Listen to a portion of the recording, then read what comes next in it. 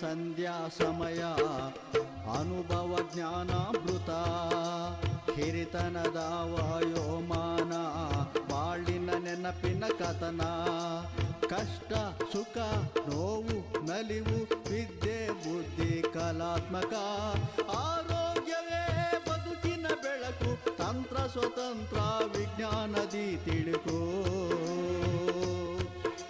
ಹಿರಿಯರಿಗಾಗಿ ಹಿರಿಯರಿಗೋಸ್ಕರ ಅನುಭವ ಕಾರ್ಯಕ್ರಮ ಅನುಭವ ಕಾರ್ಯಕ್ರಮ. ಹಾಯ್ ಹಲೋ ನಮಸ್ಕಾರ ಸ್ನೇಹಿತರೆ, ಹಿಂದಿನಂತೆ ನಿಮ್ಮ ನೆಚ್ಚಿನ ಆತ್ಮೀಯ ಗೆಳೆಯ RJ ಸುನೀಲ್ ಮಾಡುವಂಥ ನಮಸ್ಕಾರಗಳು. ಹಿರಿಯರಿಗಾಗಿ ಹಿರಿಯರಿಗೋಸ್ಕರ ಪ್ರಸಾರವಾಗುತ್ತಿರುವಂತಹ ವಿಜ್ಞಾನ ಪ್ರಸಾರ ಪ್ರಾಯೋಜಕತ್ವದ ಅನುಭವ ಕಾರ್ಯಕ್ರಮಕ್ಕೆ ಆತ್ಮೀಯದಿಂದ ಸ್ವಾಗತ ಸುಸ್ವಾಗತ ಸ್ನೇಹಿತರೆ. ಇವತ್ತಿನ ದಿನ ಹಿರಿಯರಾದಂತಹ ಜಿ.ವಿ. ನಿರ್ಮಲಾ ಮೇಡಮ್ ಅವರು ನಮ್ಮ ಜೊತೆಗೆ ಇದ್ದಾರೆ. ಇವರು ಸೈಂಟಿಸ್ಟ್ ಆಗಿ ಸುಮಾರು 25 ವರ್ಷಗಳ ಕಾಲ ಸೇವೆಯನ್ನು ಸಲ್ಲಿಸಿದ್ದಾರೆ. ಹಾಗೆ ಇವರು ವೃತ್ತಿ ಜೀವನ ಮತ್ತು ನಿವೃತ್ತಿ ಹೊಂದಿದ ನಂತರ ಯಾವ ರೀತಿಯಲ್ಲಿ ಇವರು ಜೀವನವನ್ನು ನಡೆಸ್ತಿದ್ದಾರೆ ಅಂತಕ್ಕಂಥ ಎಲ್ಲ ವಿಚಾರಗಳನ್ನು ಖುದ್ದು ಜಿ.ವಿ. ನಿರ್ಮಲಾ ಮೇಡಮ್ ಅವರನ್ನೇ ನಾವು ಮಾತಾಡಿಸಿ ಅವ್ರ ಕಡೆಯಿಂದ ಮಾಹಿತಿಯನ್ನು ಪಡ್ಕೊಳ್ಳೋಣ. ಅವ್ರನ್ನೂ ಸಹ ನನ್ನ ಕಾರ್ಯಕ್ರಮಕ್ಕೆ ಸ್ವಾಗತವನ್ನು ಸಹ ತಿಳಿಸ್ಕೊಡ್ತಿದ್ದೀನಿ. ನಮಸ್ಕಾರ ಮೇಡಮ್, ತಮಗೆ ಕಾರ್ಯಕ್ರಮಕ್ಕೆ ಆತ್ಮದಿಂದ ಸ್ವಾಗತ ಸುಸ್ವಾಗತ ಮೇಡಮ್. ನಮಸ್ಕಾರ ಸುನೀಲ್ ಅವರೇ, ಹಾಗೂ ಈ ಒಂದು ಅವಕಾಶ ನನ್ಗೆ ಕೊಟ್ಟಿರೋ ಶಮಂತಿಕಾ ಮೇಡಮ್ಗೂ ಕೂಡ ನಾನು ಈ ಮೂಲಕ ನಮಸ್ಕಾರ ಹೇಳ್ತೀನಿ. ಹಾಗೆ ಶ್ರೋತೃಗಳಿಗೆ ಎಲ್ಲರಿಗೂ ನಮಸ್ಕಾರ ಹೇಳ್ತೀನಿ.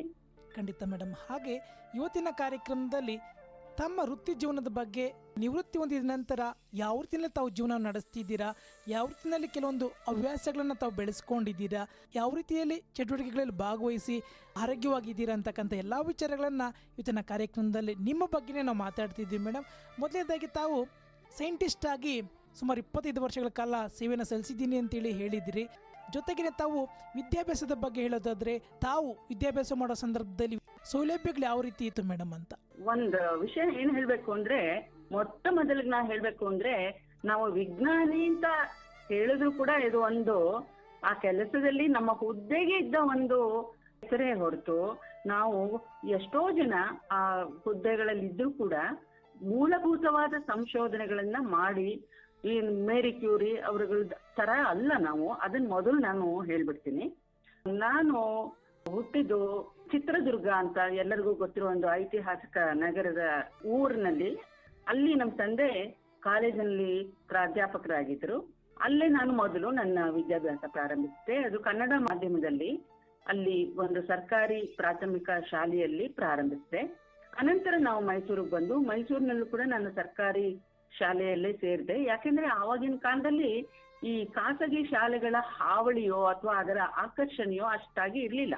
ಎಲ್ಲರೂ ಸಾಧಾರಣವಾಗಿ ನಾವು ಮಧ್ಯಮ ವರ್ಗ ಅಥವಾ ಸ್ವಲ್ಪ ಅದಕ್ಕಿಂತ ಜಾಸ್ತಿ ಅಂತ ಹೇಳ್ಬಹುದು ಹೊರತು, ಆ ತರದವ್ರು ಎಲ್ಲರೂ ಕೂಡ ಖಾಸಗಿ ಶಾಲೆಗಳಿಗೆ ಯಾರು ಹೋಗ್ಬೇಕು ಅಂತ ನಾವು ಅನ್ಕೊಂತಾನೆ ಇರ್ಲಿಲ್ಲ. ಎಲ್ಲರೂ ಸಾಧಾರಣವಾಗಿ ಒಂದು ಮಾಧ್ಯಮಿಕ ಶಾಲೆಗೆ, ಸರ್ಕಾರಿ ಶಾಲೆಗೆ ಹೋಗ್ತಾ ಇದ್ವು, ಕನ್ನಡ ಮಾಧ್ಯಮದಲ್ಲೇ ಕಲಿತಾ ಇದ್ವು. ನಮ್ಗೆ ಅದರಿಂದ ಏನೋ ಒಂದು ಕೊರತೆ ಅಂತೂ ಅನ್ಸ್ಲಿಲ್ಲ, ತೊಂದರೆ ಅಂತಾನು ಅನ್ನಿಸ್ಲಿಲ್ಲ. ನಮ್ ತಂದೆ ಡಾಕ್ಟರ್ ಜಿ ವರದರಾಜರಾವ್ ಅಂತ, ನಮ್ ತಾಯಿ ಹೆಸರು ಸಾವಿತ್ರಮ್ಮ ಅಂತ. ನಮ್ಗೇನೇನಂದ್ರೆ ಅವಾಗ ಏನ್ ಸಿಕ್ಕರೂ ಓದ್ಬೇಕು ಅನ್ನೋ ಒಂದು ಆಸೆ, ಆಕರ್ಷಣೆ ಹೊತ್ತು ಇಂಥದೇ ಓದ್ಬೇಕು ಅನ್ನೋದು ನಮ್ಗೆ ಆ ಒಂದು ಮಾಧ್ಯಮಿಕ ಶಾಲೆಯಲ್ಲಿ ಗೊತ್ತಿರ್ಲಿಲ್ಲ. ಏನ್ ಸಿಕ್ಕಿದ್ರು ಓದ್ಬೇಕು, ಇದು ಸಾಹಿತ್ಯ ಆಗ್ಲಿ, ವಿಜ್ಞಾನ ಆಗ್ಲಿ, ಆರೋಗ್ಯ ಆಗ್ಲಿ. ಯಾಕಂದ್ರೆ ಅಲ್ಲಿ ನಮ್ಮ ಕಲಿಕೆನೂ ಹಾಗೆ ಇರ್ತಿತ್ತು. ಒಂದೇ ಒಂದು ಪಠ್ಯ ಪುಸ್ತಕ ಇರ್ತಾ ಇತ್ತು ಹೊರತು ನಮ್ಗೇನೋ ಈಗಿನ ತರಹ ಎಲ್ಲ ಬೇರೆ ವಿಜ್ಞಾನಕ್ಕೊಂದು ಪುಸ್ತಕ ಆ ತರ ಇರ್ಲಿಲ್ಲ. ಕನ್ನಡಕ್ಕೊಂದು, ಆಮೇಲೆ 5ನೇ ಕ್ಲಾಸ್ ಆದ್ಮೇಲೆ ಇಂಗ್ಲಿಷ್ಗೊಂದು ಪುಸ್ತಕ, ಆಮೇಲೆ ಆರೋಗ್ಯಕ್ಕೆ ಅಂತ ಒಂದು ಪುಸ್ತಕ ಆಗ್ತಾ ಇತ್ತು. ಹೀಗೆ ನಾನು ಓದಕ್ಕೆ ಶುರು ಮಾಡಿದೆ. ಮತ್ತೆ ಇನ್ನೊಂದು ವಿಷಯ, ನೀವು ಸುನೀಲ್ ಹೇಳಿದಾಗೆ, ಅಲ್ಲಿ ನಮ್ಗೆಲ್ಲ ಒಂದು ಸಂಸಾರಕ್ಕೆ ಅಥವಾ ಒಂದು ನಮ್ಮ ಜೀವನಕ್ಕೆ, ಪ್ರಪಂಚಕ್ಕೆ ನಾವು ಕಾಲಿಟ್ಟ ಮೇಲೆ ಕಲಿಬೇಕು ಅನ್ನತ್ತೆ ಹೊರತು ನಾವು ಇಂಥದೇ ಆಗ್ಬೇಕು ಅನ್ನೋದು ಕೂಡ ನಮ್ಗೆ ಅವಾಗ ಗೊತ್ತಿಲ್ಲ. ಮತ್ತೆ ವಿಶೇಷವಾಗಿ ಹೆಣ್ಣು ಮಕ್ಕಳಿಗೆ ಒಂದು ಡಿಗ್ರಿ ಆಗಿದ್ರೆ ಅಥವಾ ಕೆಲವ್ರ ಮನೇಲಂತೂ ಒಂದು SSC ಆಗಿದ್ರೆ ಅವರ ವೈವಾಹಿಕ ಜೀವನಕ್ಕೆ ಎಷ್ಟು ಬೇಕೋ ಅಷ್ಟು ಸಾಕು ಅಂದಾಗ ನಿಲ್ಲಿಸ್ಬಿಡ್ತಾ ಇದ್ರು. ನಾವು ಅದಕ್ಕೆ ಮುಂದೆ ಓದ್ಬೇಕು ಅನ್ನೋ ಒಂದು ಪರಿಪಾಠನೇ ಇರ್ಲಿಲ್ಲ ನಮ್ಗೆ. ಆದ್ರೆ ನಮ್ಮ ಮನೇಲಿ ಮಾತ್ರ ನಮ್ಮ ತಂದೆ ನಮ್ಮ ತಾಯಿ ಇಬ್ರು ಓದಿದ್ದವ್ರದ್ರಿಂದ ಬಹುಶಃ ನಮ್ಗೆ ಸ್ವಾತಂತ್ರ್ಯ ಇತ್ತು. ಏನ್ ಬೇಕಾದ್ರೆ ಓದಿ, ಇನ್ನು ಮುಂದೆ ಓದಿ, ಎಷ್ಟು ಬೇಕಾದ್ರೂ ಓದಿ ಅನ್ನೋ ಸ್ವಾತಂತ್ರ್ಯ ಇತ್ತು. ಹಾಗಾಗಿ ನಾನು ಮಾಧ್ಯಮಿಕ ಶಾಲೆ ಆದ್ಮೇಲೆ ಖಾಸಗಿ ಶಾಲೆಗೆ ಸೇರುವ ಅವಕಾಶ ಸಿಕ್ತು. ಆಮೇಲೆ ಮೈಸೂರಿನಲ್ಲೇ ನನ್ನ ವಿದ್ಯಾಭ್ಯಾಸ ಆಯಿತು. ನಾನು BSc ಓದಿದ್ದೆ. ಮತ್ತೆ SSLC ನಲ್ಲಿ ಎಲ್ಲ ಒಳ್ಳೆ ಮಾರ್ಕ್ಸ್ ತಗೊಂಡು 100 ರ್ಯಾಂಕ್ ಒಳಗೆ ಬರೋದು, 22 ರ್ಯಾಂಕ್ ಒಳಗೆ ಬರೋದು, ಹೀಗೆ ಒಂಥರ ನನ್ಗೆ ಏನು ಯಾವ್ದು ಓದಿದ್ರು ನನ್ಗೆ ಕಷ್ಟ ಅಂತ ಅನ್ನಿಸ್ತಾ ಇರ್ಲಿಲ್ಲ. ನನ್ಗೆ ಕಾಲೇಜ್ನಲ್ಲಿ ಎಲ್ಲರೂ ತುಂಬಾ ಚೆನ್ನಾಗಿ ಫಿಸಿಕ್ಸ್ ಪಾಠ ಮಾಡೋ ಅಧ್ಯಾಪಕರು ಇದ್ರು.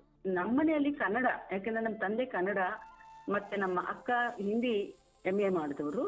ಆದ್ರೆ ನನಗೆ ಯಾವಾಗ್ಲೂ ಭೌತ ವಿಜ್ಞಾನದಲ್ಲೇನೆ ಆಸಕ್ತಿ ಜಾಸ್ತಿ ಆಗಿದ್ದಕ್ಕೆ ಕಾರಣ ನಮ್ಮ ಕಾಲೇಜಿನ ಅಧ್ಯಾಪಕರು. ಹಾಗಾಗಿ ನಾನು ಸ್ನಾತಕೋತ್ತರ ಮಾನಸ ಗಂಗೋತ್ರಿಯಲ್ಲಿ MSc ಪಾಸ್ ಮಾಡಿದ್ದು ಭೌತ ವಿಜ್ಞಾನದಲ್ಲಿ. ಹೀಗೆ ನನಗೆ ಒಂದು ವಿಜ್ಞಾನದ ತಳಹದಿ ಆಯ್ತು ಅಂತ ಹೇಳ್ಬೋದು. ಓಕೆ ಮೇಡಮ್, ಹಾಗೆ ತಾವು ವಿದ್ಯಾಭ್ಯಾಸದ ಬಗ್ಗೆ ಹೇಳಿದ್ರಿ, ಸೈಂಟಿಸ್ಟ್ ಆದ್ರಿ. ಸೈಂಟಿಸ್ಟ್ ಆಗ್ಬೇಕು ಅಂತೇಳಿ ತಮ್ಗೆ ಯಾಕೆ ಅನ್ನಿಸ್ತು, ಯಾರು ಸ್ಫೂರ್ತಿ ಆದ್ರು ಮೇಡಮ್ ಅಂತೇಳಿ? ನನ್ಗೆ ಯಾವಾಗ್ಲೂ ವಿಜ್ಞಾನದಲ್ಲಿ ಆಸಕ್ತಿ ಅಂತೂ ಬಂತು. ಆವಾಗ ನಮ್ಗೆ ಒಳ್ಳೊಳ್ಳೆ ಪ್ರೊಫೆಸರ್ಸ್ ಇದ್ರು ಮಾನಸ ಗಂಗೋತ್ರಿಯಲ್ಲಿ.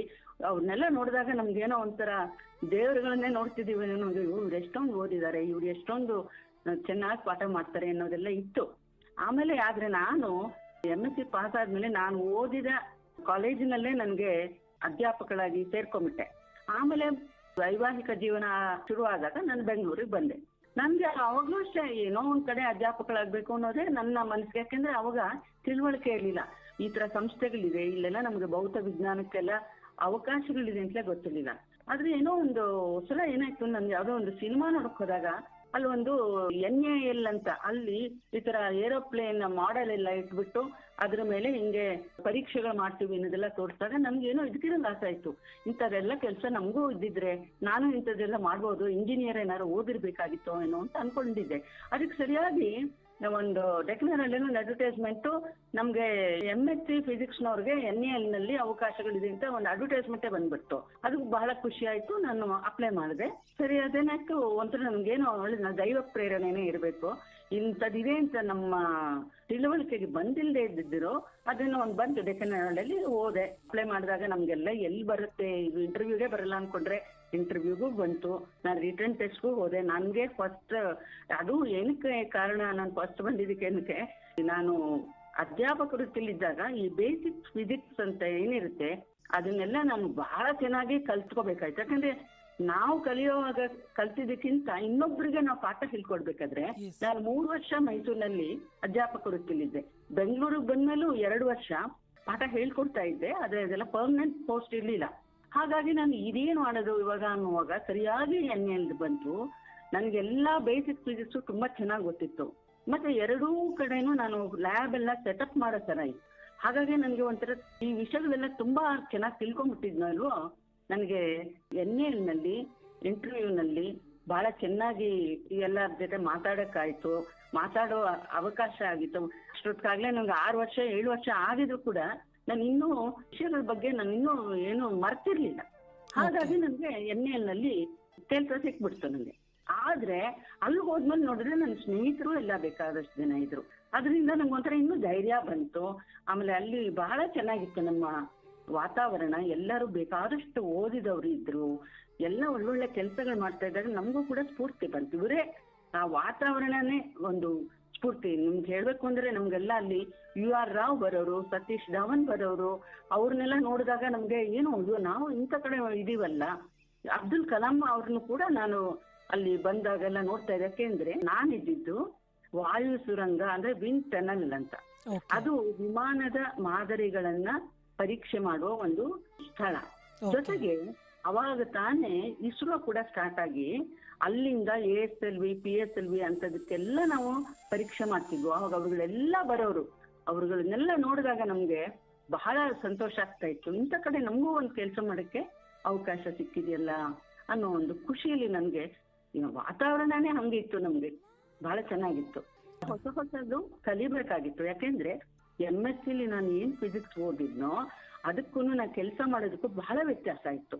ಯಾಕೆ ಎಲೆಕ್ಟ್ರಾನಿಕ್ಸ್ ಎಲ್ಲ ಅವಾಗ ನಮ್ಗೆ ತುಂಬಾ ಅವಾಗ ತಾನೇ ಬರ್ತಾ ಇತ್ತು. ನಿಮ್ಗೆ ಗೊತ್ತಿರ್ಬಹುದು, ಇವಾಗೆಲ್ಲ PCB ಈ ಒಂದು ಮೊಬೈಲ್ ಫೋನ್ ತೆಗೆದ್ರೆ ನಿಮ್ಗೆ ಏನೆಲ್ಲ ಕಾಣತ್ತೋ ಅದೆಲ್ಲ ನಮ್ಗೆ ಅವಾಗ ಇನ್ನೂ ಆಗಾಗ ತಾನೇ ಕಾಣಿಸ್ತಾ ಇದ್ದಿದ್ದ ವಿಷಯಗಳಾಗಿತ್ತು. ಮೊಬೈಲ್ ಫೋನ್ ಅಂತೂ ಖಂಡಿತ ಇರಲಿಲ್ಲ, ನಿಮ್ಗೆ ಗೊತ್ತಿರಬಹುದು. Yes madam. ಹಾಗಾಗಿ ನಮ್ಗೆ ಪ್ರತಿಯೊಂದು ದಿನನೂ ಒಂದು ಕಲಿಕೆ ಮತ್ತು ಅದ್ರ ಜೊತೆಗೆ ಕೆಲಸ, ಅದು ಬಹಳ ಖುಷಿ ಇತ್ತು ಅಂತ. ಯಾಕೆಂದ್ರೆ ನಾನು ಹೇಳ್ತಾ ಇದ್ದೆ, ನಾನು ಬ್ಯಾಂಕಲ್ಲೆಲ್ಲ ಕೆಲಸ ಮಾಡಲ್ಲ, ದಿನಾಗ್ಲೂ ಅದೇ ನೋಟುಗಳನ್ನ ಎಣಿಸ್ತಾ ಕುತ್ಕೊಳಕ್ ಆಗಲ್ಲ ಅಂತಿದ್ದೆ.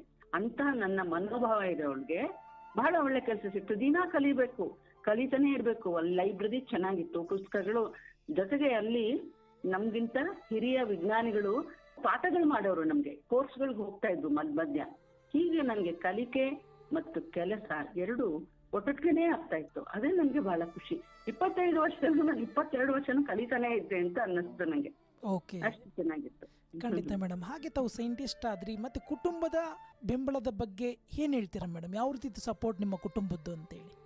ಏನಂತಂದ್ರೆ ನಮ್ಗೆ ಚೆನ್ನಾಗಿ ಓದಿ ಇಷ್ಟೊಂದು ಒಳ್ಳೆ ಕೆಲಸ ಸಿಕ್ಕಿರ್ಬೇಕಾದ್ರೆ ಕುಟುಂಬದವ್ರಿಗೆ ಅದಕ್ಕೆ ಏನು ಬೇಡ ಅಂತ ಹೇಳಿಕೆ ಕಾರಣನೇ ಇರಲಿಲ್ಲ. ಆದ್ರೆ ಕೆಲವು ಕಷ್ಟಗಳು ಇತ್ತು. ಯಾಕಂದ್ರೆ ನಮ್ಗೆ ಆವಾಗ 8:00ವರೆಗೆ ಶುರುವಾಗ್ತಾ ಇತ್ತು ನಮ್ಮ ಎಣ್ಣೆಯಲ್ಲೂ. ಸಾಯಂಕಾಲ ಮುಗಿಯುವಷ್ಟೊತ್ತಿಗೆ 4:00ವರೆ. ಅದು ದೂರ ಇತ್ತು. ನಿಮ್ಗೆ ಇನ್ನೊಂದು ವಿಷಯ ಹೇಳ್ಬೇಕು ಅಂದ್ರೆ, ನ್ಯಾಷನಲ್ ಏರೋಸ್ಪೇಸ್ ಲ್ಯಾಬ್ರೇಟರಿ ನಾವು ಇದ್ದಿದ್ದು, ಕೆಲಸ ಮಾಡ್ತಾ ಇದ್ದಿದ್ದು ಬೇಲೂರು ಅಂತ ಹಳೆ ಏರ್ಪೋರ್ಟ್ ಇದೆಯಲ್ಲ, ಅದ್ರ ಹಿಂಭಾಗದಲ್ಲಿತ್ತು. ಹಾಗಾಗಿ ನಮ್ಗೆ ನಮ್ಮ ಮನೆ ಇರೋದು ಬಸವನಗುಡಿನಲ್ಲಿ, ಅಂದ್ರೆ ಬುಲ್ ಟೆಂಪಲ್ ಹತ್ರನೇ. ಇಲ್ಲಿಂದ ನಾವು ಅಲ್ಲಿಗೆ ಹೋಗಕ್ಕೆ 1 hour ಬೇಕು. ಸಾಯಂಕಾಲ ಅಲ್ಲಿ ಬಿಟ್ರೆ ಇಲ್ಲಿ ಬರಕ್ಕೆ 1 hour ಬೇಕು. ಅದಲ್ಲದೆ ಚಿಕ್ಕ ಚಿಕ್ಕ ಮಕ್ಕಳು, ನಮ್ಮ ಜೀವನ ಅಂತೂ ಬೆಳೀತಾ ಇತ್ತು. ಹಾಗಾಗಿ ಸ್ವಲ್ಪ ತೊಂದರೆ ಆಗೋದು. ಆದ್ರೆ ಈ ಕೆಲಸದ ಒಂದು ಬದ್ಧತೆ, ಅದ್ರ ಮುಂದೆ ಅಲ್ಲಿ ಹೋದ್ರೆ ಮನೆಯದೇ ಮರ್ತೋಗ್ಬಿಡೋ ಹಂಗೆ ನಮ್ಗೆ ಅಲ್ಲಿ ಕೆಲಸಗಳು ಇರೋದು. ಬದಲಾವಣೆಯ ಯುಗ. ಅದಕ್ಕೆ ಮುಂಚೆ ಹೆಣ್ಮಕ್ಳು ಬರೀ ನೀವೇನೋ ಕೆಲಸ ಮಾಡಿ, ಬರೀ ಸ್ಕೂಲ್ ಟೀಚರ್ ಆಗಿ ಅಥವಾ ಇನ್ನೇನೋ ಒಂದು ಬ್ಯಾಂಕಲ್ಲಿ ಕೆಲಸ ಮಾಡಿ, LIC ಕೆಲಸ ಮಾಡಿ ಅನ್ನೋ ಒಂದು ಕಾಲ ಬಿಟ್ಟು ಬೇರೆ ಬೇರೆ, ಅಂದ್ರೆ ಈ ವಿಜ್ಞಾನದೇ ಇರಬಹುದು ಅಥವಾ ವೈದ್ಯಕೀಯ ವೃತ್ತಿಲಿ ಹೋದವ್ರಿಗೂ ಬಹಳ ಕಷ್ಟ ಇರುತ್ತೆ. ಆತರ ನಾವು ಬೇರೆ ಬೇರೆ ವೃತ್ತಿಗಳಿಗೆ ಹೋಗುವ ಒಂದು ಪರ್ವ ಕಾಲವಾಗಿತ್ತು. ಅದೊಂಥರ ಬದಲಾವಣೆಯ ಒಂದು ಹಾದಿ ಅಂತಾನೆ ಹೇಳ್ಬೇಕು ನಮ್ಗೆ. ನಮ್ಗಂತೂ ಯಾರೋ ಒಂದ್ಸಲ ಏನ್ ಕೇಳಿದ್ರು, ನಿಮ್ದೇನ್ ಕೆಲ್ಸ ಅಂದ್ರು. ನಾನು ಈ ತರ ಸೈಂಟಿಸ್ಟ್ ಅಂದ್ರೆ, ನಿಮ್ಗೆ ಟೈಪ್ ರೈಟಿಂಗ್ ಬರುತ್ತಾ ಅಂದ್ರು. ಇಲ್ಲಮ್ಮ ನಂಗೆ ಅದೆಲ್ಲ ಬರಲ್ಲ. ಹಾಗಿದ್ರೆ ನಿಮ್ಗೆ ಶಾರ್ಟ್ ಹ್ಯಾಂಡ್ ಅದು ಬರ್ತಾ? ನಿಮ್ಗೆ ಬರಲ್ಲ. ಹಾಗಾದ್ರೆ ನೀವ್ ಏನ್ ಮಾಡ್ತೀರಿ ಕೆಲ್ಸ ಅಲ್ಲಿ ಹೋಗಿ ಅಂತ. ಅಂದ್ರೆ ನಾವು ಮಾಡ್ತಾ ಇದ್ದಿದ್ ಕೆಲ್ಸವನ್ನು ಬೇರೆಯವ್ರಿಗೆ ಹೇಳೋದ್ ಕೂಡ ಕಷ್ಟ ಆಗ್ತಾ ಇತ್ತು. ಆತರ ಒಂದು ಬದಲಾವಣೆಯ ಒಂದು ಕಾಲದಲ್ಲಿ ನಾವು ಈ ಕ್ಷೇತ್ರಕ್ಕೆ ಕಾಲಿಟ್ಟಿದ್ದು. ಆದ್ರೆ ಈಗಂತೂ ಬಿಡಿ, ಎಲ್ಲರೂ ವಿದ್ಯಾಭ್ಯಾಸ ಮಾಡುವಾಗನೆ ನಾನು ಸ್ಪೇಸ್ ಸೈಂಟಿಸ್ಟ್ ಆಗ್ತೀನಿ, ಇಸ್ರೋಗೆ ಹೋಗಿ ಸೇರ್ತೀನಿ ಅಂತ ಹೇಳ್ಕೋಬಹುದು ಅಂತ ಒಂದು ಎಲ್ಲರಿಗೂ ತಿಳುವಳಿಕೆ ಇದೆ. ಅವಾಗ ತಾನೇ ಇಸ್ರೋ ಪೀಣ್ಯದಲ್ಲಿ ಒಂದು ಶೆಡ್ ಅಲ್ಲಿ ಸ್ಟಾರ್ಟ್ ಆಗಿತ್ತು. ಹಾಗಾಗಿ ಜನಕ್ಕೆ ಗೊತ್ತೇ ಇರ್ಲಿಲ್ಲ. ಇವಾಗ ಅಂತರ್ಜಾಲ ಯುಗ ಅಲ್ವಾ, ಮಾಹಿತಿ ಯುಗ. ಯಾರಿಗೆ ಒಂದು ವಿದೇಶಗಳಿಗೆ ಹೋಗಿ ಕೆಲಸ ಮಾಡಕ್ಕೆ ಕೂಡ ನಿಮ್ಗೆ ಎಲ್ಲ ಅಂಶಗಳು ಮಾಹಿತಿ ಸಿಕ್ಕತ್ತೆ. ಆದ್ರೆ ನಮ್ಗೆ ಅದೊಂಥರ ಬದಲಾವಣೆಯ ಕಾಲ. ಅದು ಒಂಥರ ಖುಷಿಯಾಗೇ ಆಗ್ತಾ ಇತ್ತು. ನಮ್ಮ ಜೊತೆಗಿದ್ದವರು ಎಲ್ಲರೂ ನಮ್ ತರನೇ ಇರ್ತಾ ಇದ್ರು. ಅವ್ರಿಗೂ ಮನೆಯಲ್ಲಿ ಕೆಲ್ಸಗಳು, ಜವಾಬ್ದಾರಿಗಳಿರೋದು, ನಮಗೂ ಅದೇ ತರ ಇರ್ತಿತ್ತು. ಅದೆಲ್ಲ ಹಂಗೆ ಒಂದೊಂದು ಟೈಮ್ ಅಂತ ಹೇಳ್ತಾರಲ್ಲ, ಚೆನ್ನಾಗಿರ್ತಾ ಇತ್ತು ಅವೆಲ್ಲನು. ಖಂಡಿತ ಮೇಡಮ್. ಹಾಗೆ ತಮ್ಮ ಒಂದು ವೃತ್ತಿ ಜೀವನದ ಒಂದು ಸೇವೆಯಲ್ಲಿ ಅಧ್ಯಾಪಕರಾಗಿ ತಾವು ಸೇವೆನ ಸಲ್ಲಿಸಿದ್ನಿ ಅಂತೇಳಿ ಹೇಳ್ತಿದ್ರಿ. ನಂತರ ಸೈಂಟಿಸ್ಟ್ ಸಹ ಆದ್ರಿ. ಇವೆಲ್ಲವೂ ಸೇರಿ ಎಷ್ಟು ವರ್ಷಗಳ ಕಾಲ ತಾವು ಸೇವೆನ ಸಲ್ಲಿಸಿದ್ದೀರಾ ಮೇಡಮ್? ನಾನು ಒಟ್ಟು 25 ವರ್ಷಗಳ ಕಾಲ NAL ಸೇವೆ ಸಲ್ಲಿಸಿದೆ. ನಂದು ಇನ್ನೂ ಒಂದು ಅದೃಷ್ಟ ಏನಾಯ್ತು ಅಂದ್ರೆ, ನಾನು ಸೇರಿರುವಾಗ MSc ಮತ್ತೆ ಇಂಜಿನಿಯರಿಂಗ್ ಪದವೀಧರರಿಗೆಲ್ಲ ಇನ್ನು ಒಳ್ಳೊಳ್ಳೆಯ ಕೆಲಸಗಳು, ಜವಾಬ್ದಾರಿಗಳು ಮತ್ತೆ ಒಳ್ಳೆಯ ಸಂಬಳ ಮತ್ತೆ ಅನುಕೂಲಗಳು ಕೊಡಬೇಕು ಅನ್ನೋ ಒಂದು ಸ್ಕೀಮ್ ಕೂಡ ಬಂತು. ಅದ್ರೊಳಗೆ ನಮ್ಗೆಲ್ಲ ಬಹಳ ಒಳ್ಳೆಯ ಬಡ್ತಿಗಳು ಸಿಕ್ತು. ಅದು ಹಾಗಾಗಿ ಅದು ಒಂದು ನನ್ನ ವೃತ್ತಿಯಲ್ಲಿ ನನಗೆ ಬಹಳ ಸಮಾಧಾನಕರ ವಿಷಯ. ಆದ್ರೆ 25 ವರ್ಷ ಆದ್ಮೇಲೆ ನಮ್ಗೆ ಇನ್ನೊಂದು ಅಲ್ಲಿ ನನ್ನ ಸಮಸ್ಯೆ ಏನಿತ್ತು ಅಂದ್ರೆ, ತುಂಬಾ ಕೆಲಸದ ಒತ್ತಡ ಇದ್ದಿದ್ರಿಂದ ನಾವು 2 ಪಾಳಿಯಲ್ಲಿ 2 ಶಿಫ್ಟ್ ಅಲ್ಲಿ ಕೆಲಸ ಮಾಡ್ಬೇಕಾಗಿತ್ತು. ಯಾಕಂದ್ರೆ ನಾನು ಹೇಳಿದ್ನಲ್ಲ, ಅವಾಗ ASLV PSLVಗಳದ್ದೆಲ್ಲ ಟೆಸ್ಟ್ ಆಗ್ಬೇಕಾದ್ರೆ ನಮ್ಮ ವಾಯು ಸುರಂಗ ಏನಿತ್ತು ಅದು ಬಹಳ ಕೆಲಸಗಳು ಮಾಡೋ ಒಂದು ಸಮಯವಾಗಿತ್ತು. ಹಾಗಾಗಿ ನಮ್ಗೆ ಒಂದೊಂದ್ಸಲ ನಾನು ಮಧ್ಯಾಹ್ನ 2 ಗಂಟೆ ಹೋಗಿ ರಾತ್ರಿ 10 ಗಂಟೆಗೆ ಬರ್ತಾ ಇದ್ದೆ. ಇಲ್ಲ ಬೆಳಿಗ್ಗೆ ಹೋದ್ರೆ ಸಾಯಂಕಾಲ, ಒಂದೊಂದ್ಸಲ ರಾತ್ರಿ. ಅವಾಗ ಏನಾಯ್ತು, ನನ್ಗೆ ಮನೆ ಕಡೆನೂ ಸ್ವಲ್ಪ ಒತ್ತಡ. ಮಕ್ಕಳೆಲ್ಲ ದೊಡ್ಡವರಾದ್ರು. ಎಲ್ಲದಕ್ಕಿಂತ ಹೆಚ್ಚಾಗಿ ನಮ್ಮ ಅತ್ತೆಯವ್ರಿಗೆ 80 ವರ್ಷ ಆಗೋಯ್ತು. ಅವ್ರನ್ನ ನೋಡ್ಕೊಳ್ಳೋರು ಬೇಕಾಗಿತ್ತು. ಹೀಗಾಗಿ ನಾನೇನ್ ಮಾಡಿದೆ, ಸ್ವಯಂ ನಿವೃತ್ತಿ ತಗೊಳ್ಳುವ ನಿರ್ಧಾರ ಮಾಡಿದೆ. ಆದ್ರೆ ಬೇರೆ ಏನೂ ಇಲ್ಲ, ಅಲ್ಲಿ ಕೆಲಸ ಮಾಡ್ತಾ ಇದ್ರೆ ಇನ್ನೂ ಬಹಳ ಸಂತೋಷನೇ ಇರ್ತಿತ್ತು. ಆದ್ರೆ ಮನೆಯ ಕಡೆ ಜವಾಬ್ದಾರಿಗೋಸ್ಕರ ನಾನು ಸ್ವಯಂ ನಿವೃತ್ತಿ ತೆಗೆದುಕೊಂಡೆ, ಅಂದ್ರೆ VRS ಅಂತ ಹೇಳ್ತಾರಲ್ಲ. ಒಟ್ಟಾರೆಯಾಗಿ ತಾವು 25 ವರ್ಷಗಳ ಕಾಲ ತಾವು ಸೇವೆಯನ್ನು ಸಲ್ಲಿಸಿ ಸ್ವಯಂ ನಿವೃತ್ತಿಯನ್ನು ಪಡ್ಕೊಂಡ್ರಿ. ಜೊತೆಗೇನೆ ಈಗ ನಿವೃತ್ತಿಯನ್ನು ಪಡ್ಕೊಂಡಿದ್ದೀರಾ. ಈಗ ಯಾವ ಹೊತ್ತಿನಲ್ಲಿ ತಾವು ಚಟುವಟಿಕೆಗಳಲ್ಲಿ ಭಾಗಿಯಾಗಿ ಯಾವ ರೀತಿ ಸಮಯವನ್ನು ಕಳಿತಿದ್ದೀರಾ ಮೇಡಮ್ ಅಂತೇಳಿ? ನಾನು ಎಲ್ರಿಗೂ ಹೇಳ್ತೀನಿ, ಸಮಯ ಕಳೆಯೋದಕ್ಕೆ ನಿವೃತ್ತಿಯ ನಂತರ ಬೇಕಾದಷ್ಟು ಮಾರ್ಗಗಳಿವೆ. ಕೆಲಸದಲ್ಲಿ ಇರ್ಬೇಕಾದ್ರೇನೆ ನನಗೆ ಒಂದ್ ಸ್ವಲ್ಪ ವಿಜ್ಞಾನದ ಬಗ್ಗೆ ಲೇಖನಗಳನ್ನ ಬರೆಯುವ ಅಭ್ಯಾಸ ಇತ್ತು. ಮತ್ತೆ ನಾನು ಕನ್ನಡ ಸಂಘ ತುಂಬಾ ಚೆನ್ನಾಗಿತ್ತು, ಅಲ್ಲಿ ಒಂದು ಕಣಾದ ಅಂತ ಒಂದು ಪತ್ರಿಕೆ ಬರ್ತಾ ಇತ್ತು, ವಿಜ್ಞಾನ ಪತ್ರಿಕೆ, ಅದಕ್ಕೆ ಬರೀತಾ ಇದ್ದೆ. ಆಮೇಲೆ ಅಲ್ಲಿ ಕನ್ನಡ ಸಂಘದ ಚಟುವಟಿಕೆಗಳಲ್ಲಿ ನಾನು ಕವನಗಳನ್ನ ಬರೆದು, ಅಲ್ಲಿ ಕವಿಗೋಷ್ಠಿಗಳಾಗ್ತಿತ್ತು, ಇಲ್ಲ ಸ್ಪರ್ಧೆಗಳಾಗ್ತಿತ್ತು, ಕವನಗಳನ್ನ ಬರೆದು ಸ್ಪರ್ಧೆಯಲ್ಲಿ ಭಾಗವಹಿಸಿ ನನಗೆ ಬಹುಮಾನಗಳು ಸಿಕ್ಕಿವೆ. ಹಿಂಗಾಗಿ ನನಗೆ ಕವನ ಬರೆಯೋ ಹವ್ಯಾಸ, ವಿಜ್ಞಾನ ಲೇಖನಗಳ ಬರೆಯೋ ಹವ್ಯಾಸ. ಆಮೇಲೆ ನಾನು ನಿವೃತ್ತಳಾದ್ಮೇಲೆ ನನಗೆ ಪ್ರವಾಸಕ್ಕೆಲ್ಲ ಹೋದಾಗ ಪ್ರವಾಸ ಸಾಹಿತ್ಯ ಬರೆಯುವ, ಆಮೇಲೆ ನನಗೆ ಲಘು ಲೇಖನಗಳನ್ನ ಬರೆಯೋಕ್ಕೆ, ಲಲಿತ ಪ್ರಬಂಧಗಳನ್ನ ಬರೆಯೋಕ್ಕೆ ಆಸೆ. ಹಾಸ್ಯ ಬರಹಗಳು ಕೆಲವು ಪತ್ರಿಕೆಗಳಲ್ಲೂ ಪ್ರಕಟ ಆಗ್ತಾ ಇದೆ, ತರಂಗ, ಕಸ್ತೂರಿ, ಆಮೇಲೆ ವಿಜ್ಞಾನ ಲೋಕ. ಹೀಗೆ ನನ್ಗೆ ಬರೆಯುವ ಆಸಕ್ತಿ ಇದ್ದಿದ್ರಿಂದ ನನ್ಗೆ ಒಂಚೂರು ಬೇಜಾರೇ ಆಗ್ತಾ ಇಲ್ಲ. ಮತ್ತೆ ಇನ್ನೊಂದೇನಂದ್ರೆ, ನಮ್ಗೆ ದಿನಾಗಲೂ ಏನಾದ್ರು ಬೆಳಗಿಂದ ಸಾಯಂಕಾಲದವರೆಗೂ ನಾವು ಚಟುವಟಿಕೆಯಿಂದ ಇದ್ರೆ, ನಂಗೆ ಇವತ್ತು ಬೆಳಗ್ಗೆ ಇದ್ರೆ ಏನ್ ಮಾಡ್ಬೇಕು ಅನ್ನೋದು ಹಿಂದಿನ ದಿನ ರಾತ್ರಿನೇ ನಾನು ಮನಸ್ಸಿನಲ್ಲೇ ಒಂದು ಹಾಕೊಂಡ್ಬಿಟ್ಟಿರ್ತೀನಿ, ಈ ರೀತಿ ನಾಳೆ ಬೆಳಗ್ಗೆ ಇಂತಿಂತ ಕೆಲಸಗಳು ಮಾಡ್ಬೇಕು ಅಂತ. ಮತ್ತೆ ನಾನು ಕನ್ನಡ ಗಣಕ ಪರಿಷತ್ತಿನಲ್ಲಿ ಬಹಳ ಕ್ರಿಯಾಶೀಲಾಗಿ ಕೆಲಸ ಮಾಡ್ತಿದ್ದೆ. ಅಲ್ಲಿನೂ ಅಷ್ಟೇ, ಅವಾಗ ತಾನೇ ಕನ್ನಡ ತಂತ್ರಾಂಶ ಅಂದ್ರೆ ಕನ್ನಡ ಕಂಪ್ಯೂಟರ್ ಎಲ್ಲ ಬರುವ ಕಾಲ. ಆವಾಗ ನಾನು ಕೆಲವು ಪುಸ್ತಕಗಳನ್ನ ಬರೆದೆ, ಮಕ್ಕಳಿಗೆ ಕನ್ನಡ ಕಂಪ್ಯೂಟರ್ ಹೇಳ್ಕೊಡಕ್ಕೆ ಪುಸ್ತಕಗಳು ಬರೆದೆ. ಅದು ಪ್ರಕಟ ಆಗಿದೆ ಕನ್ನಡ ಸಾಹಿತ್ಯ ಪರಿಷತ್ತಿಂದ. ಇನ್ನೊಂದು ಕನ್ನಡ ಗಣಕ ಪರಿಷತ್ತಿಂದ ಆಗಿದೆ. ಆಮೇಲೆ ಕರ್ನಾಟಕ ಲೇಖಕಿಯರ ಸಂಘದಲ್ಲಿ ಕೂಡ ನಾನು ಕಾರ್ಯದರ್ಶಿಯಾಗಿದ್ದೆ, ಅಲ್ಲಿ ಕೆಲಸಗಳಿರುತ್ತೆ.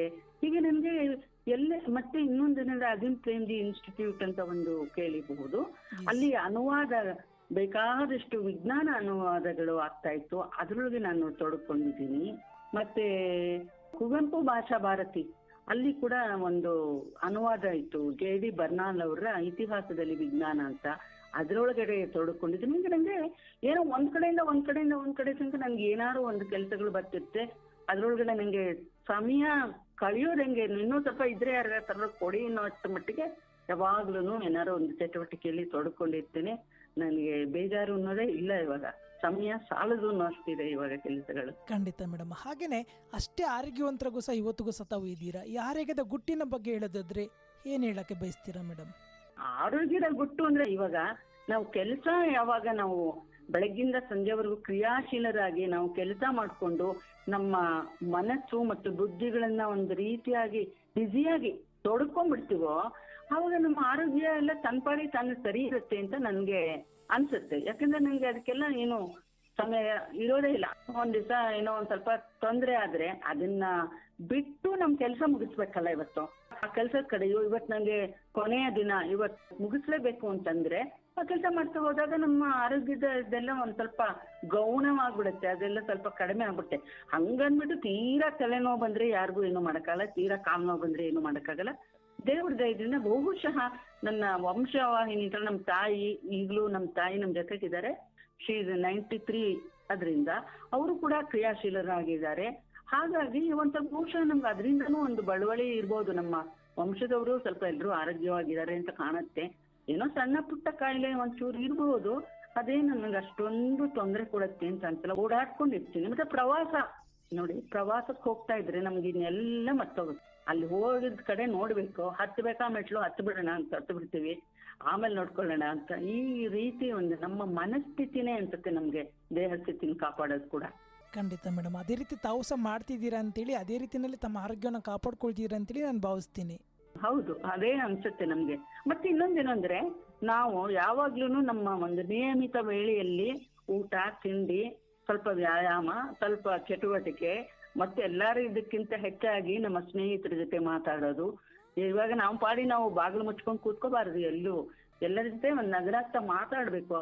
ಅವಾಗ ಎಲ್ಲರ ಜೊತೆ ಅವ್ರ ಕಷ್ಟಗಳನ್ನ ನಮ್ಗೆ ತಿಳ್ಕೊಂಡಾಗ ನಾವು ಇಷ್ಟ್ರ ಮಟ್ಟಿಗೆ ಇದೀವಲ್ಲ, ದೇವ್ರು ನಮ್ಗೆ ಇಷ್ಟೊಂದು ಆರೋಗ್ಯ ಕೊಟ್ಟಿದ್ದಾನಲ್ಲ ಅನ್ನೋ ಒಂದು ಮನೋಭಾವನೆ ಇರ್ಬೇಕು. ಅಲ್ವಾ? Yes. ಇಲ್ಲ ಯಾವಾಗ್ಲೂ ಯಾರೋ ನಮ್ಗಿದೆ ನನ್ನ ಕಾರಣವೇ ಹೆಚ್ಚು ಅನ್ಕೋಬಾರ್ದು. ನೋಡಿ ಅವರು ಇನ್ನೂ ನಮ್ಗಿಂತ ಓದಾಡ್ತಿರ್ಬೋದು, ಅಥವಾ ಅಯ್ಯೋ ನಿಮ್ಗೂ ಏನೂ ಆಗಿಲ್ಲ, ನೀವು ಚೆನ್ನಾಗೇ ಇರ್ತೀರಾ, ಸ್ವಲ್ಪ ನಿಮ್ಮ ಬದಲಾವಣೆ ಮಾಡ್ಕೊಳ್ಳಿ ನಿಮ್ಮ ಇದು ಅಂತ ಹೇಳ್ಬೋದು. ಮತ್ತೆ ಎಲ್ಲ ಆರೋಗ್ಯಕರವಾದ ವಾತಾವರಣದಲ್ಲಿ ಇರ್ಬೇಕು.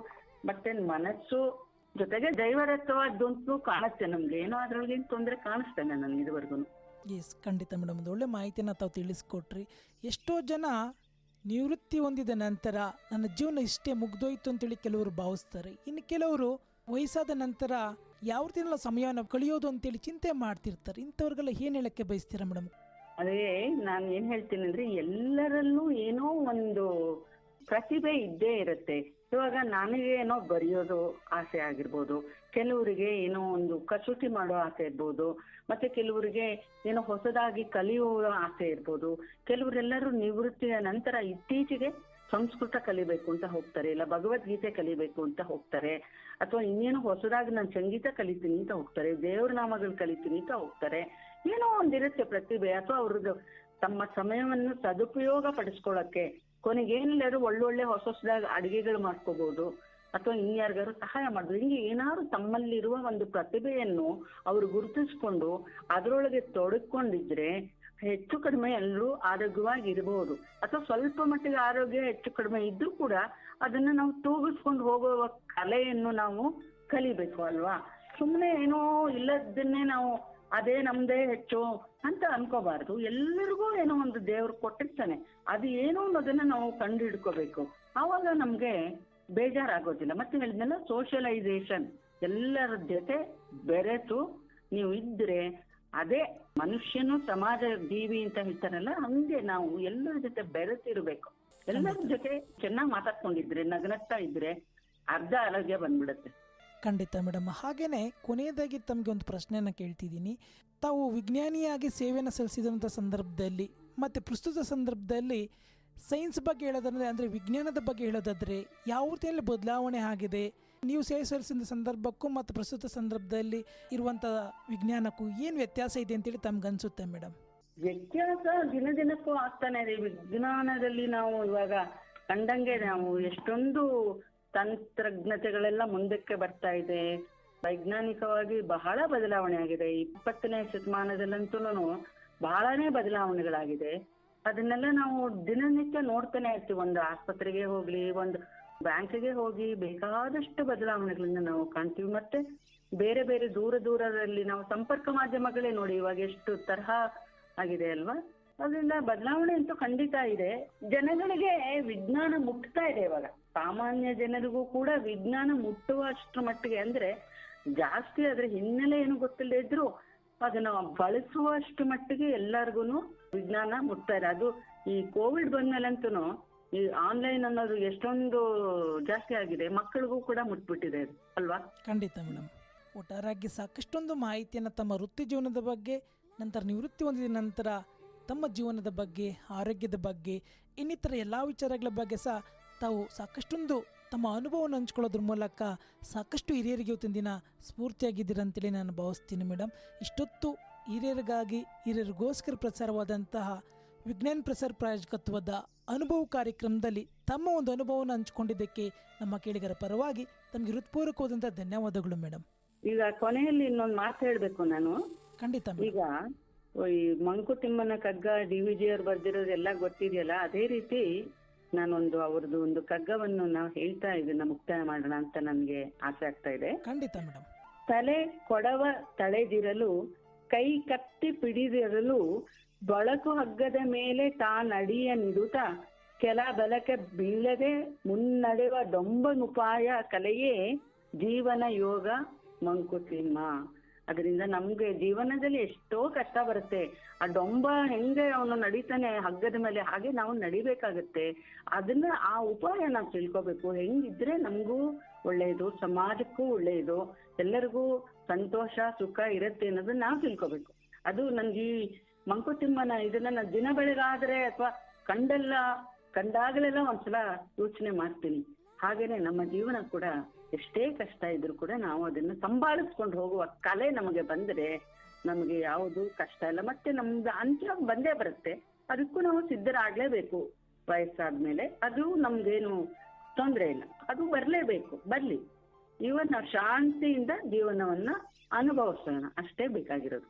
ಖಂಡಿತ ಮೇಡಮ್. ಹಾಗೆ ಒಂದು ಕಗ್ಗವನ್ನು ಹೇಳೋದ್ರ ಮೂಲಕ ಸಹ ನಮ್ಮ ಸಾರ್ವಜನಿಕರಿಗೆ, ಅದರಲ್ಲಿ ಮುಖ್ಯವಾಗಿ ಹಿರಿಯರಿಗೆ ಒಂದು ಮಾರ್ಗದರ್ಶನವನ್ನು ನೀಡಿದ್ದೀರಾ. ಒಟ್ಟಾರೆ ಇವತ್ತಿನ ಕಾರ್ಯಕ್ರಮದಲ್ಲಿ ಇಷ್ಟೆಲ್ಲ ಮಾಹಿತಿಗಳು ನೀಡಿ ನಮ್ಮ ಹಿರಿಯರಿಗೆ ಒಂದು ಸ್ಫೂರ್ತಿಯಾಗಿದ್ದಕ್ಕೆ ನಮ್ಮ ಕೇಳಿಗರ ಪರವಾಗಿ ತಮಗೆ ಮತ್ತೊಮ್ಮೆ ಹೃತ್ಪೂರ್ವಕವಾದಂತಹ ಧನ್ಯವಾದಗಳು ಮೇಡಮ್.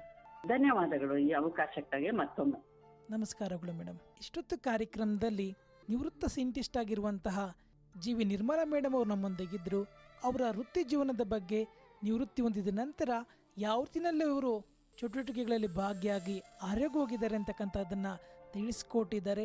ಒಟ್ಟಾರೆಯಾಗಿ ಸೈನ್ಸ್ ಬಗ್ಗೆ ಮತ್ತು ವೃತ್ತಿ ಜೀವನದ ಬಗ್ಗೆ, ಆರೋಗ್ಯದ ಬಗ್ಗೆ ಇಷ್ಟೆಲ್ಲ ಮಾಹಿತಿ ನೀಡಿದಂತಹ ಜಿ.ವಿ. ನಿರ್ಮಲಾ ಮೇಡಮ್ ಅವರಿಗೆ ಕೇಳಿಗರ ಪರವಾಗಿ ಧನ್ಯವಾದಗಳನ್ನು ತಿಳಿಸ್ಕೊಡ್ತಾ ಇವತ್ತಿನ ಹಿರಿಯರಿಗಾಗಿ ಹಿರಿಯರಿಗೋಸ್ಕರ ಪ್ರಸಾರವಾದಂತಹ ವಿಜ್ಞಾನ ಪ್ರಸಾರ ಪ್ರಾಯೋಜಕತ್ವದ ಅನುಭವ ಕಾರ್ಯಕ್ರಮವನ್ನು ಮುಕ್ತಾಯ ಮಾಡ್ತಿದ್ದೀನಿ. ಮುಂದಿನ ಸಂಚಿಕೆಯಲ್ಲಿ ಭೇಟಿ ಆಗ್ತೀನಿ ಮತ್ತೊಬ್ಬ ಹಿರಿಯರೊಂದಿಗೆ. ಎಂದಿನಂತೆ ನಿಮ್ಮ ನೆಚ್ಚಿನ ಆತ್ಮೀಯ ಗೆಳೆಯ.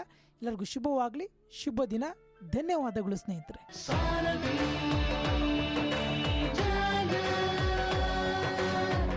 ನೀವು ಕೇಳ್ತಾ ಇದ್ದೀರಾ ಸಾರಥಿ ಝಲಕ್ 90.4 FM. ಕೇಳ್ರಪ್ಪೋ ಕೇಳ್ರಿ.